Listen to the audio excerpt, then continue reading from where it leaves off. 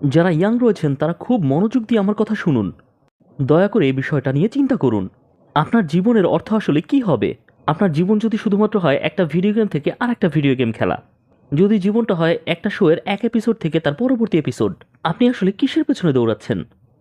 কে care করে যদি আপনি কোনো ভিডিও গেমে একটা ট্রফি পান অথবা 100% সাইকোনাইজেশন পান অ্যাসাসিন ক্রিডে? এতে কার কি এসে যায়? Who cares? এটা কিভাবে? এতে বিশ্বের কি পরিবর্তন হবে? কে কেয়ার করে আপনি কতগুলো বুকডাউন দিতে পারেন তাতে? Who cares? এর চেয়েও আপনাকে অনেক বেশি কিছু নিয়ে ভাবতে হবে, অনেক উপরের জিনিস নিয়ে ভাবতে হবে। আপনি যখন এটা করা শুরু করবেন তখন আমি বলছি আল্লাহ আপনাকে একটা জিনিস দান করবেন। আল্লাহ আপনাকে হ্যাপিনেস দিবেন।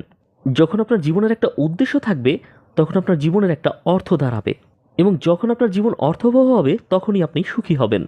যখন আপনার জীবনের কোনো উদ্দেশ্য থাকবে না, কোনো প্রচেষ্টা থাকবে না, তখন আপনি জীবনের কোনো অর্থ খুঁজে পাবেন না, তাই আপনি সুখীও হতে পারবেন না। তাতে এটা কোনো ব্যাপার নয় যে আপনি কত মিউজিক শুনছেন অথবা কতটা আড্ডা দিচ্ছেন অথবা আপনি কত পার্টি করছেন, আপনি কখনোই সুখী হবেন না, আপনি কখনোই স্যাটিসফাইড হতে পারবেন না। সবসময় আপনি বোর্ড থাকবেন, আপনি নিজেকে নিয়ে সুখী থাকবেন না। এটা হলো আপনার জীবনের অভীষ্ট লক্ষ্য অর্জনের উদ্দেশ্য, যেটা আপনার মনের মধ্যে গেঁথে নিতে হবে।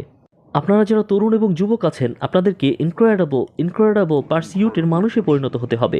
আল্লাহ বলেছেন, وأن سعيه سوف يرى। আমি এটিকে ভালোবাসি এবং এটি দিয়েই শেষ করব। তার যে এই প্রচেষ্টা, তার যে পরিশ্রম, তার এই যে চেষ্টা সাধনা অতি শীঘ্রই দেখা যাবে। তার এই প্রচেষ্টা এটা খুব শীঘ্রই কি হবে দেখা যাবে। আমাকে একটা জিনিস বলুন, কখন আপনি কাউকে আপনার রিজিউমে দেখান আমি এই জায়গা থেকে গ্রাজুয়েশন করেছি, আমি এখানে এখানে এখানে কাজ করেছি, আমি এই এই এই প্রজেক্টগুলো করেছি? আপনি আপনার রিজিউমেতে কি দেখান? আপনার প্রচেষ্টা নাকি ফলাফল? আপনি আপনার প্রচেষ্টা ওখানে তুলে ধরেন না, আপনি তুলে ধরেন আপনার রেজাল্ট। এখানে আপনার ফলাফল ছিল আপনি গ্রাজুয়েট হয়েছেন, আপনি কিন্তু বলেন না আমি ফাইনাল সেমিস্টারে পাশ করার জন্য দারুণ কষ্ট করেছি, আমি তো প্রায় আধমরা হয়ে গিয়েছিলাম। এগুলো কিন্তু আপনি আপনার রিজিউমেতে দেন না, আপনি শুধু দেন আপনি গ্রাজুয়েট হয়েছেন, হ্যাঁ কি না? আপনি রেজিউমেতে বলেন আমি এই এই এই প্রজেক্ট করেছি, তা আপনি কিন্তু বলেন না যে আপনি এই প্রজেক্টগুলো করতে কতটা কষ্ট করেছেন, তাই নয় কি? বাই দ্য ওয়ে, আপনি কিন্তু মাঝে মধ্যে অনেক পরিশ্রম চেষ্টা সাধনা করেন কিন্তু তারপর আপনি পাস করেন না। কি ঘটে না এমনটা? আপনি একটা প্রজেক্টের পিছনে অসম্ভব এফোর্ট দিয়েছেন কিন্তু তারপরও সে প্রজেক্টটা ফেল করেছে। অথবা আপনি হয়তো সেই গ্রেডটা পাননি যেটা আপনি চেয়েছেন বা যেটা আপনার পাওয়ার কথা, আপনি আপনার কাঙ্ক্ষিত ফলাফল পাননি। আমরা মানুষেরা আমরা একে অন্যকে কিসের ভিত্তিতে বিচার করি? রেজাল্টের ভিত্তিতে। তুমি কতটা কষ্ট করেছো, কতটা চেষ্টা করেছো সেটা কোনো ব্যাপার নয়, কারণ তোমার কোনো ফলাফল আসেনি, তুমি বরখাস্ত। তুমি কতটা চেষ্টা করেছো, কতটা পরিশ্রম করেছো আমি তার তোয়াক্কাই করি না, তুমি গ্রাজুয়েট হচ্ছ না। আমি কি বোঝাতে পারছি? তবে বিচার দিবসে মহান আল্লাহ তাআলা কিন্তু আমাদের রেজাল্টের ভিত্তিতে আমাদের রিপোর্ট কার্ডগুলো দেখবেন না। আল্লাহ আপনার রিপোর্ট কার্ড দেখবেন কিসের ভিত্তিতে? তার কাজ, তার পরিশ্রম, তার চেষ্টা সাধনা। আল্লাহ বলেছেন তার এফোর্ট, তার পারসিউট, এটাই দেখানো হবে, অর্থাৎ এগুলোকেই দেখা হবে। এই ব্যাপারটা রিমার্কেবল, কারণ এই পৃথিবীর বুকে কোনো মানুষই কিন্তু আমার এই এফোর্টটাকে দেখতে পারবে না। আপনি আমার এফোর্ট দেখতে পারবেন না, আর না আমি আপনার। একমাত্র আল্লাহ তাআলাই এফোর্ট দেখেন।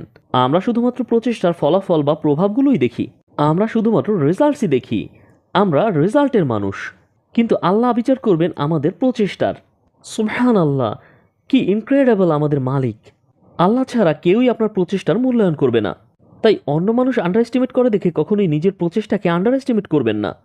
আপনি যে পরিশ্রম দিয়েছেন মানুষ হয়তো তা অ্যাপ্রিসিয়েট করবে না, তাই আপনি হয়তো ভাববেন এই কাজগুলো হয়তো ছিল মূল্যহীন।